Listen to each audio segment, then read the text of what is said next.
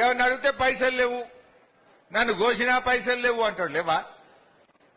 మూసీ సుందరీకరణకు 1,00,000 కోట్లు ఖర్చు పెడుతున్నావు, ఫ్యూచర్ సిటీకి 1,00,000 కోట్లు పెడుతున్నావు, అందాల పోటీలకు 100 కోట్లు పెట్టినావు, నీ మన్మంతో ఫుట్బాల్ షోకులు తీర్చుకోవడానికి 100 కోట్లు ఖర్చు పెట్టినావు. నువ్వు పూరీలు చేసుకుంటే మాకు ఇంట్లో పూరీలు చేస్తే మాకు ఇబ్బంది లేదు, కానీ ఫుట్బాల్ షోకుల పేరు మీద 100 కోట్లు ఖర్చు పెట్టి ప్రజాధనం వృధా చేసినవే అది తప్పు రేవంత్ రెడ్డి అని నేను చెప్పదలుచుకున్నా.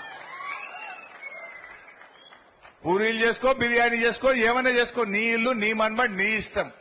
కానీ 100 కోట్లు ఖర్చు పెట్టి గా పైసలతో 4 స్కూళ్లు కట్టొచ్చు, 4 కాలేజీలు కట్టొచ్చు, 4 రోడ్లు వేయొచ్చు. కానీ ఫుట్బాల్ షోకులు తీర్చడానికి ఖర్చు పెట్టి తెలంగాణ ప్రజలు క్షమించరు. ఇవాళ పక్క రాష్ట్రాల్లో ఎన్నికలు జరిగితే ఫుల్ పేజ్ యాడ్లు ఇస్తాడు పేపర్లల్లా.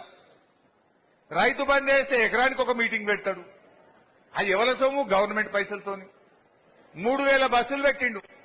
ఖమ్మంలో రైతు బంధు పైసలు వేస్తా అని 3,000 బస్సులు పెట్టి మీటింగ్ పెట్టిండు. అంటే దాదాపు 100 కోట్లు వాయే కదా. మరి నన్ను కోసినా పైసలు లేవంటావు, నువ్వు 100 కోట్లు ఖర్చు పెట్టి మీటింగ్ పెట్టావా? ఎకరంకో మీటింగ్. సిద్దిపేట ఎకరం వేసిండు, యాసంగిలో ఆడో మీటింగు, మంతనీలు ఎకరం వేసిండు, ఆడొక మీటింగు.